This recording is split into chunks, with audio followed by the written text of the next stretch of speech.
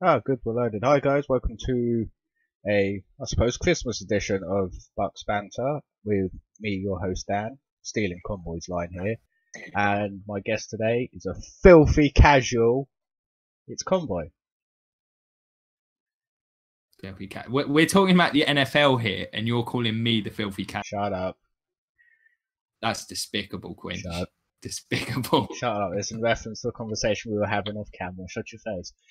Anyway, right, let's get right down to brass taxes. Monday night game. It was Monday night, wasn't it? I've lost track of time.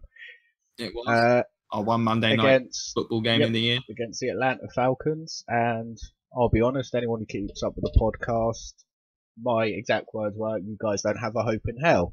Apparently, you did. And then I did say and then this. you kick a shanked it. However, we'll get on to the issues surrounding that field goal.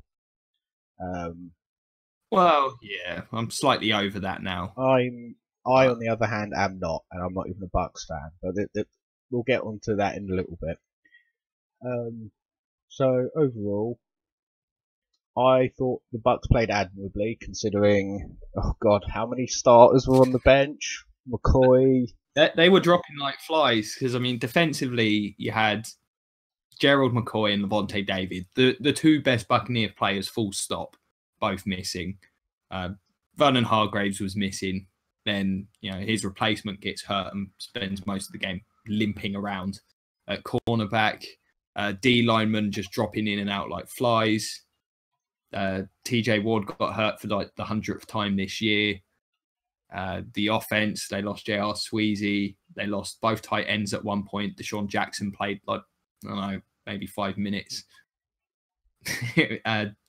Doug Martin managed to get himself benched again through breaking team rules. It was the epitome of a skeleton crew for the Bucs. So I thought, yeah, they did perform admirably.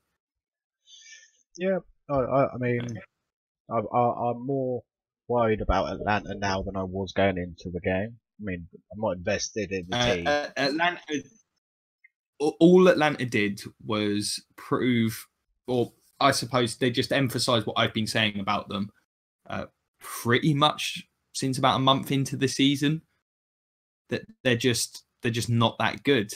This year's version of Matt Ryan is a very average looking quarterback to me. And this game, I thought he missed a lot of opportunities. He was thoroughly outplayed by Jameis, who had one of his best performances as a Buccaneer, let alone his best performance of the season. He looked absolutely fantastic in this one. So I can't put that, like most of these games this year, especially the close games for the Buccaneers, you could put a large heap of blame for the loss at Jameis's feet, but this one, absolutely not. He kept the team in the game. Oh yeah, no, I'm not going to deny that. I thought he played fairly well, and I'm more critical of Jameis than most people are. I think fairly well is not doing it justice. It was a near faultless game from him. Yeah, I mean, if I remember, he didn't really turn the ball over. There's a one strip sack, I think. He didn't turn the ball over. He got stripped at the end of the first half, but the Bucs recovered it, and that was basically in a borderline Hail Mary situation. So I'm not going to be too critical of that in terms of decision making, which is always my issue with Jameis. But decision wise, he was an incredibly clean performance. He was very accurate. Moved well in the pocket. Really just did everything you want to see from a franchise QB. He was exceptional in this one. Yep. So there is some degree of hope there. Defensive. Well, it's just turning this into a more regular thing. That's all there is to it. That's generally been the theme of these shows since day one, and the most common said thing on the show is Jameis needs to be more consistent. I mean, the thing with Jameis is, you know he can throw the ball, and it's just the streakiness within a game. Yeah, he comes and goes, and then you've got the boneheaded mistakes. Now, you've got to try and curb both of those things. And this is one of the few games where neither one of those things reared its head. So you end up with a very clean and efficient performance. So consistency is the quarterback position. It is the name of the game. And hopefully this will be a move in the right direction and an indicator of what he's capable of. I mean, he took some deep shots in this game, but they were, reasonable attempts in the correct kind of situations. So it was just good to see. And they finally hit on a deep ball to somebody. Yeah. With that throw to Mike Evans. So that was nice to see. It was good to see Mike Evans actually have a performance. So I think that's a big deal. They need to get him back on board for next season because we know what a talent he is, and he's just been anonymous for the vast majority of this season. I mean, he played well in the first month, and since then it's just looked somewhat disinterested. But he had quite a good night on Monday. So that's a plus. But a lot of the other things, I think they kind of highlighted some of the issues that Atlanta have. The fact that Matt Ryan wasn't able to be more productive against, once again, the non-existent Buccaneer pass rush. I think that's got to be concerning. This is another one of those games where both quarterbacks had a lot of time in the pocket. Jameis was moved off his spot a fair bit by pressure, but there wasn't a huge amount. And he was able to punish the Falcons for it, whereas Matt Ryan was missing guys that were open, missing reads. There were a couple of big touchdowns that he missed. I mean, he missed a wide-open Julio in the end zone at one point, just threw the ball far too late.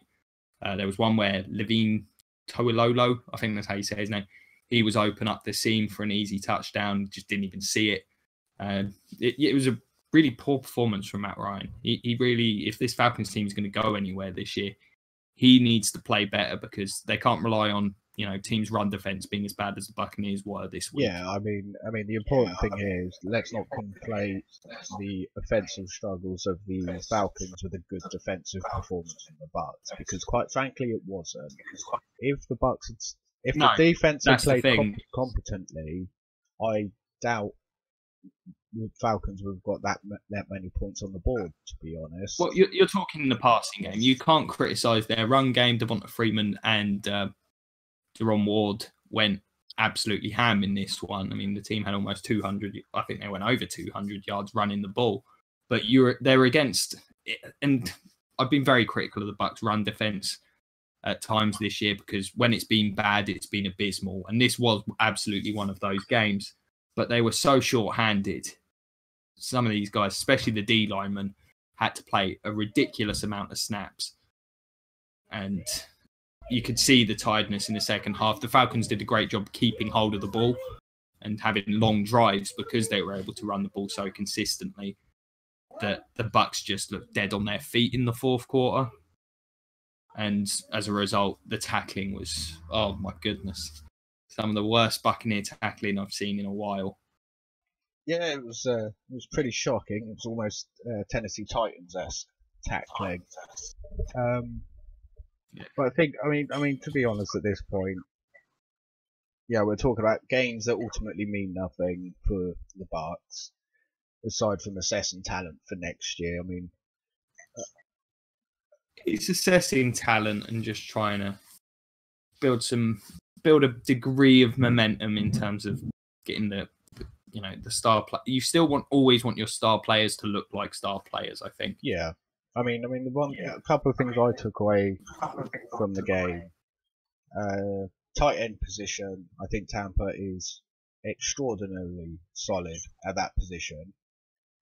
Oh yeah, we're as good as it gets in the league at this point, I think, because OJ Howard is untapped potential.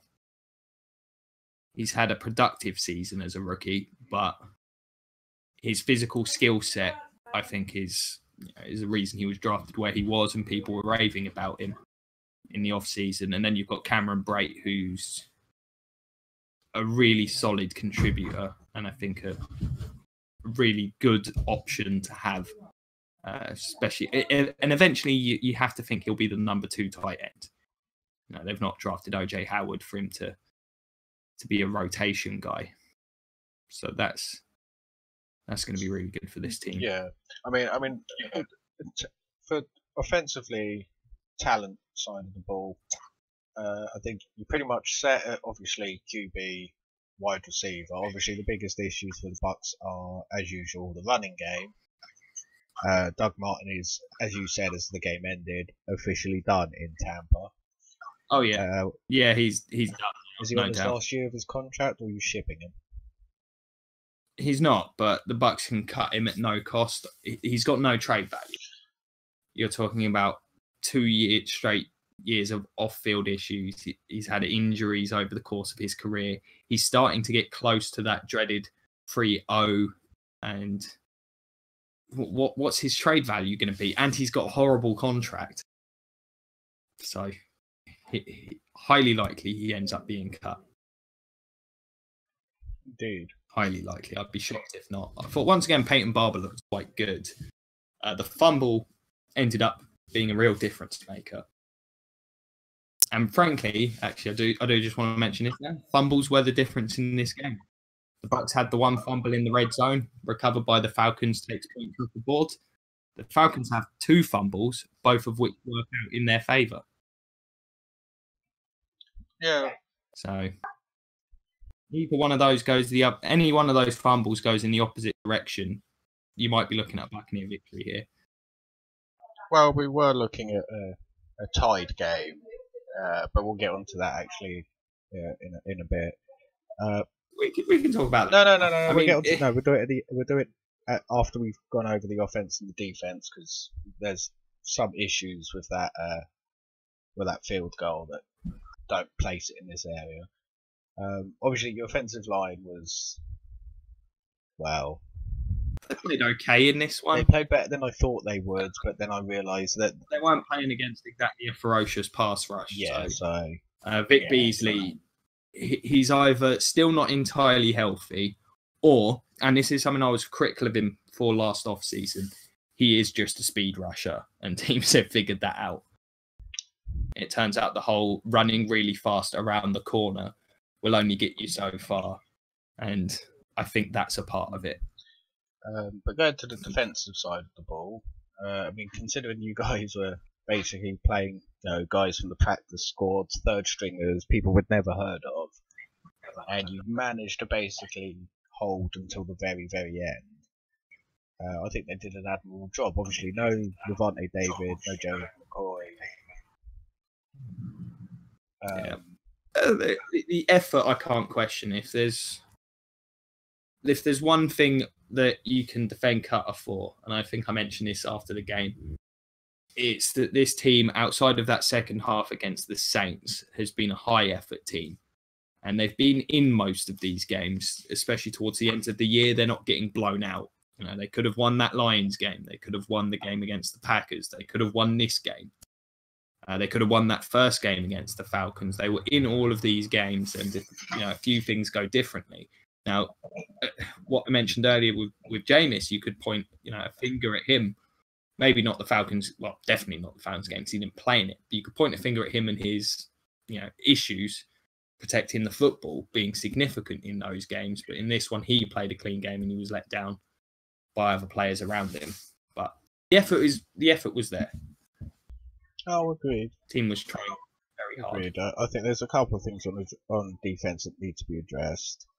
Your secondary is still spotty, and you can't pass rush to save your lives. Yeah, I mean the secondary, we've got issues at corner for sure, and with Brent Grimes being a free agent at the end of the year, Hargraves hasn't shown enough. He missed a large chunk of this season now, but he wasn't convincing.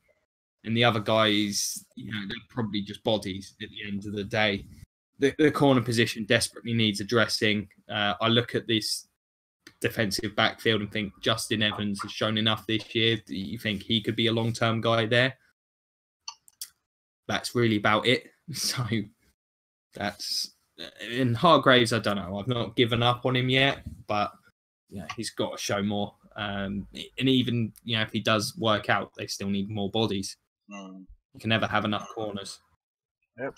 And defensive end is it's been an issue forever. This year's just emphasised it more than ever. They were really relying on Noah Spence, and he got injured very early in the season. Without him, and even then, it's only Spence's second year. We don't know necessarily what we've got there, but without him, clearly very toothless. At least linebacker seems sorted. I like the linebackers. Yeah, I mean, it's the only bright spot of that defense is your linebackers. I like the deep defensive tackle position. Clinton McDonald's a solid player. Baker and McCoy, good starters. It might be an idea for them to try and get a young tackle to develop behind those guys. But they're okay at that spot as well. But the rest of the defense needs a lot of work. Yeah. And I mean, they just could not stop the run at all in this one. It was a bit embarrassing at times, but well, this is all stuff that obviously could potentially be improved through the draft, which is really the purpose of this week's show. But before we get to that, I've spent the last couple of weeks. I've really started to, with the regular seasoning, college ball being over, I've got my opportunity to start looking at a lot of these players. Haven't had a lot of time to watch college football this year. Doing the show and watching all the NFL games doesn't give me a huge amount of time. But I've done my best to sort of catch up on it. And, we've got a rough idea where the Bucs will be drafting. Definitely going to be in the top 10. So at this point, to be honest with you, could even be top 5. No, you're top 5. Yeah. So I'm not ruling out one win, maybe 2. Either way, top 10, we can say with almost certainty. So, bearing that in mind, I think, obviously, it's a bit early to be guessing with the draft, but I do think even at this point, you can have a relatively accurate assessment of what the top 10 might look like. Particularly with certain positions, certain players are coming out. And in terms of the QB position, I think we've got a very interesting draft. I think that opens a lot of things up. Regardless of anything else, I'm very confident the Browns, they've got, 2 picks in the top 5.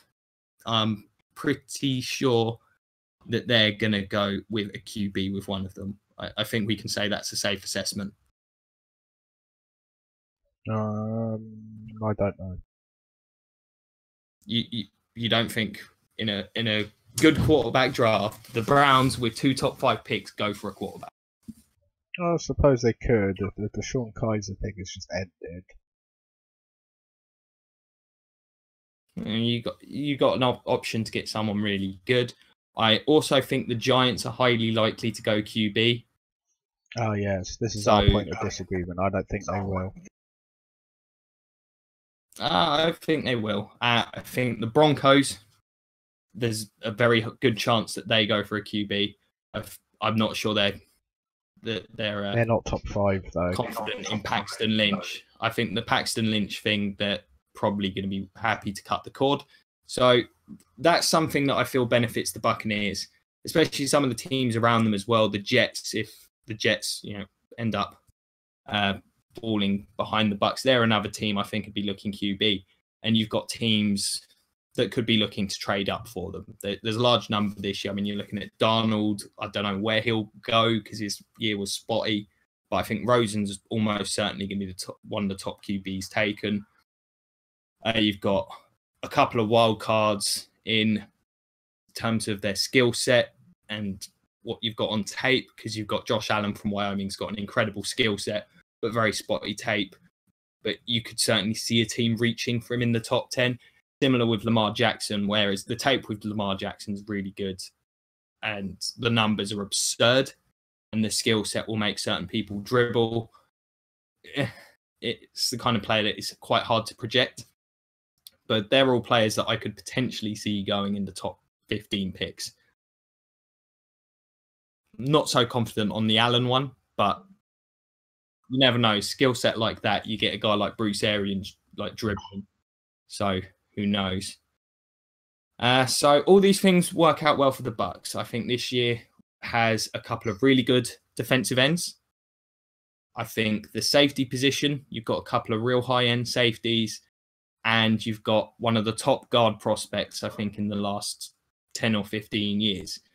These are all positions that I think the Buccaneers could look to target, get one of the best players in the draft, and be very happy to do so. The thing is, though, is the guard prospect is an intriguing one. That's obviously a position of need for Tampa.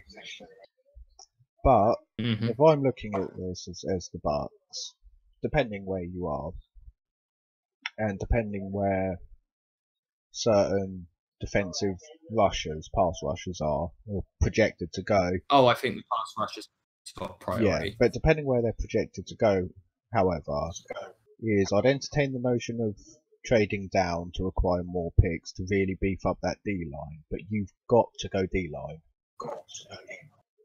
I mean, a guard is great and everything, but it's not. I mean, let's be honest here, it's not a tackle. So you've got to go D-line. The Bucs are better at tackle than they are at guard. Yeah. Donovan Smith is serviceable at left tackle. It's not ideal, but got a good right tackle in Dotson. Don't know how much longer he'll be able to keep playing at a high level, but he's a good player. And Donovan Smith is yeah. So fine. if you're the Bucs, don't like this tackle class is there. No one. Maybe the guy from Notre Dame, Mike McClinchy, maybe gets into the top 10, but there's no one else that I've seen that I could see going in the top 10. Yeah, at this see, point. now if I'm the Bucs, I'm looking at your position. I mean, what you're looking at. I think either way, you guys are top 5 pick. So you're Probably. either thinking to trade down a little bit, you know, with one of those teams that need a QB, let them trade up. So you're looking at swapping places with, you know, the Broncos. This is based on the current season standings, which would put you at number 4 overall. You know, trade down, maybe swap with the Broncos, the Jets, maybe even potentially the Cardinals. Maybe even the Finns. Cardinals don't trade, be quiet. But the thing is, you need to address that D-line the same way the Cardinals actually do as well. Do. But you've got to think, picking at 4, and this is where I'm confident. If the Bucs do end up picking at 4, they will have one of those D linemen is highly likely to fall into their lap, and that's if they don't get the pick of the 2 of them. Because I am pretty convinced we're going to be seeing the Browns and Giants at 1 and 2 go QB. I would be shocked if they don't. I don't think the Giants are going to go QB. Well, we'll assume they do, because I and most of the world, I think, at this point expect them the Giants could even trade down and get more value out of that pick. It could, but, you know, sometimes that doesn't work out. Look at the Browns. They could have Carson Wentz right now. Yeah, but hindsight's 2020. Just it's one of those things. It's QB is that important. So either way, so I'll go into some of the guys that I think will be available for the Bucs that they'll heavily consider. So I think you're looking at Arden Key, the LSU pass rusher. He has more of that kind of Simeon Rice type look and skill set. He is a pure speed edge rusher, bit of a physical freak. I like him a lot. I think his upside is the highest, especially as a pass rusher. But you've also got the other player in Bradley Chubb, who I am a big fan of from NC State. And I don't think the Bucs could go wrong with either one of them, to be honest. Based on what you've got on film, though, with Chubb, you've got a guy that looks like he could be a day 1 starter and a potential 3-down lineman. He's a shorter player. He's a bit bigger. So better run defender. I think he's got a more versatile skill set at this point. I think he can play the run well. I think you could even move him inside, you know, as his career progresses. I think you could do a lot of things with him, because you're looking at, you know, like a 6'3", 270-pound, like one of them compact kind of defensive ends. And I think he would be a really good fit in this team. He's an effort player. I think he'd help the team most from day 1. Certainly, I think he is the more intriguing prospect for a team. But frankly, either way, I think the Bucs would be happy. I would be happy with either one of these. I'm a big fan of both of these guys. And apparently they're both really good kids as well off the field, which is always promising. So I think they'd be priority 1A and 1B for the Bucs. Yeah, I mean, to be honest, you had me sold at physical freak. Oh yeah, you should. I'll show you his tape at some point, and I think you'd probably appreciate Chubb as well because I mean his tape is just really impressive, but it is probably the better tape of the two. But with Key, you look at the body type and you think if he can put on a bit more mass and maintain that kind of first step quickness, he's going to be a really dangerous player because it's that kind of rare first step quickness you do not see too often. He's got like the long arms, you know, as I say, reminds me a bit of that kind of Jason Taylor, Simeon Rice type build. And they're hard to find. They just don't come around that often. So I think he's got more upside, but probably, you know, as I say, higher ceiling, a lower floor. The other potential, this would be the luxury pick, but I wouldn't be opposed to it. And that would be Saquon Barkley, the running back from Penn State. No, don't do it. With the last couple of seasons, now a couple of years ago, I would never been able to make an argument for this or envisage it in today's NFL. But with what Leonard Fournette and Ezekiel Elliott have been able to do for those offenses, the Bucs need a running back bad. It's been a long time, other than like the odd burst from Doug Martin and hoping for the best there, since they've had a real feature back. And Barkley is an absurd talent. He is ridiculous. He's the most elusive back I've seen coming out of college. I'm not old enough to have seen Barry Sanders in college. This is what I imagine it might have looked like. Yeah, but you know my opinions on drafting running backs. You've not watched this guy, have you? This is a special talent. He'd give this team a guy who can be a nightmare in the passing game and give this team some breakaway speed, some elusiveness. I mean, at some point, just watch a highlight reel of this guy. You'll be sold on him as a top 10 pick. You will understand it. There's kind of no questioning it. Here's an example, right, of how good this guy is. He has a play that is just known as the run. When you have a play that is simply called the run, you know it's a pretty good run. Oh, I'm still dubious about picking up running back so high.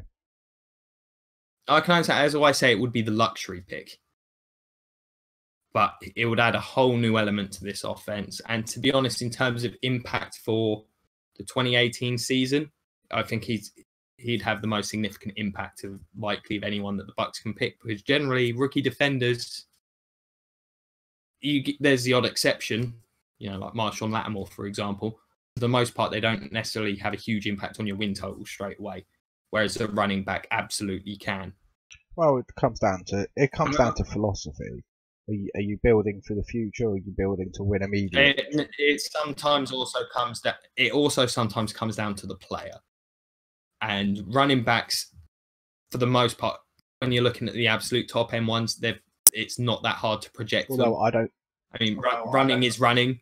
Like if the guy's making guys miss and click, I mean, he's got like 4.3 speed. There's no questioning the speed. He pops off the film. He's got LaShawn McCoy type moves and quickness. Absurdly elusive. See, this is the thing. So I don't think you're even going to get the chance to consider him as a pick. So I think the Giants are going to pick him up. Potentially, who knows? We don't even know who their head coach is going to be next year, so it makes it very difficult. But if he's there, I think he's an option that the Bucs certainly consider, because I just think he's that talented. Yeah, I'll take building for the future with a deal line, then attempting to win immediately. You want him? He can play. That's why I say I would have the pass rushers as 1A and B as the top priority, and then I think after that, you're probably looking at the two safety prospects in Minkah Fitzpatrick from Alabama and Derwin James from Florida State. Now, the Bucs have always had a bit of a tendency when it comes to taking players from Florida State. Of course, it's local and it's easier for them to gather information on these guys. Derwin James is a freak in terms of skill set. He's the physical freak of the defensive backfield in this year's draft. He could potentially be a more talented Cam Chancellor, because he's got that kind of size and hitting. Now I kind of want him for the Cardinals. Well, on top of that, they use him everywhere in the Florida State defense. He's played linebacker. And I definitely want him on the Cardinals. Corner. They've played him at both safety positions. And, he's one of the players that is clearly the best athlete on the field. I think he's a bit raw, especially for a player from Florida State, where they're normally quite refined.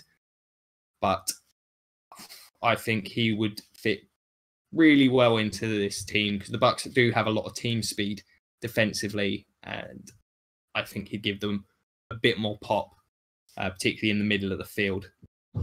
So I'd be very happy to see Derwin James playing in Tampa. I think Fitzpatrick of Alabama, slightly more iffy on, because we drafted Barron and that sure didn't work out. But you kind of have a good idea what you're getting with Alabama players for the most part. They're usually pretty refined in terms of their technique, their understanding of the game. And I think he's more of a free safety than, because if you get Derwin James, he's going to be a strong safety. He looks like your modern strong safety. I think Fitzpatrick could do both. But I think when you've got Justin Evans, who I think can do both roles, I think Justin Evans might be better suited to the strong safety role if you've got Fitzpatrick. Because I just think Fitzpatrick's a better player. I've seen, as much as I like Justin Evans, I have seen issues. I've got some issues with him covering deep down the field. Being a bit naive, which he might grow out of. But I think Fitzpatrick would come in and be a more disciplined player immediately. So I think he would certainly be a really good option. And the Bucs, they need defensive backfield help. I think both would be really great picks for the Bucs. So those, I think the safeties or the ends are the most likely picks. Offensively, though, you can never rule out the Bucs taking offensive players as they try to build around Jameis Winston. I've already mentioned the running back. I think the other possibility, much less likely if they're in the top 5, but if they were to get jammy and win a couple of games, they might lose out on the opportunity to get any of these players. And in that case, I would be banging the table to get Quentin Nelson, the guard from Notre Dame. I've been moaning all year about how the Bucs need to get a guard. All year. This guy would step in, and when you look at the comparisons that he's drawing from scouts, you're getting them comparing him to guys like Logan Mankins and David DeCastro, perennial Pro Bowl type players. You can see his ability to move at the guard position, to pull out. And we see that is more important than ever in today's game with, the emphasis on screens and stretch type runs. Guys like Zach Martin, their ability to get outside and get on linebackers and defensive backs is essential. This guy's got that stuff, but he's also got the toughness to play inside really well. He's clearly the best guard in college ball. It's not even close. So I think it's always tough to justify taking the guard in the top 10. I don't think it is, but apparently front offices do. But I think this guy's that good that I would certainly not have a problem with the Buccaneers taking him. So to condense it succinctly, you're thinking high 5, top 5 pick. You're looking more defensive line. Well, that's what I'm looking there is I'm trying to cover basically regardless where the Bucs pick. they'll have a shot at one of those 6 guys. And if you're picking top 10, to me, the big mistake teams make is reaching for a player that doesn't. Obviously, you don't know if a player is going to be one of the top players in the draft, but you don't reach for need. Fortunately, in the case of the safeties in the ends, they're massive needs. Even guard and running back, they're also both needs. But these are some of the top players in the draft, or at least in my opinion, at this point in time, they certainly appear to be based on the tape I've watched. They fit needs. They'd be reasonable value at the point at which the team is selecting. Any one of them makes perfect sense. Yeah, this is true. Well, look, obviously we can't do a full breakdown of draft prospects. It's not. Oh no! This is an early one. I'm very early in my thing. I barely looked at, like, for example, what the Bucs might do with the second, third, etc. But you know, now that we've got a very good idea where the Bucs will be drafting, it has allowed me to narrow it down a bit to guys that I think will be available. Because, you know, when you're picking top 10, it's the one area in the draft you can have a reasonably good idea how it might look at this point. Yeah. And barring a whole bunch of the players projected to go this high going back to college, which I don't think is a good idea, because if you're projected to go top 10, you should probably come out. I think, yeah. And Derwin James, we already know, is coming out, so that'd be good. Well, we're getting close to going over the normal time limit. So is there anything else you want to cover?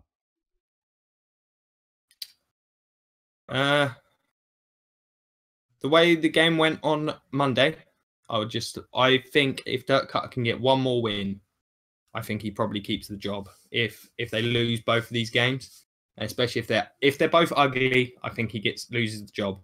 If they're competitive, I think there's a discussion.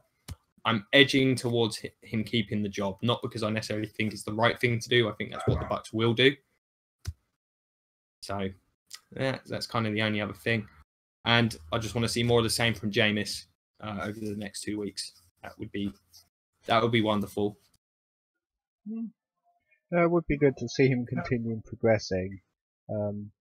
Obviously, it'd be good for the Bucs not to win, because you don't really want to tank your draft pick at this point. I always want the Bucs to win. I say, if we're in the top 10, they're going to get a shot at any of those guys. Those are the guys I'm happy with at this point. Well, yeah, obviously, we'll have more draft stuff in the new year, and obviously by the time we're into the new year... this is my very, very early and very, very targeted look at the Buccaneers. But obviously, we're going into week... Bugging me. Week 16, sorry. So going into January... I only got 2 more Bucs games. So it's sad. As bad as we've been, I want more Bucs.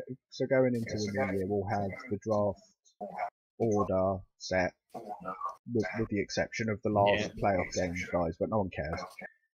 So we can start doing proper draft predictions and whatnot, and where people are picking and positions. Oh yeah, the draft stuff. I mean, really. Well, draft stuff, we're going to be looking to really hit that around February. There'll be a couple of bits in January, sort of early glimpses, but I think February, and then obviously in March, once free agency's happened, then we're in full blown draft season. So yeah, there'll be loads of this to come up.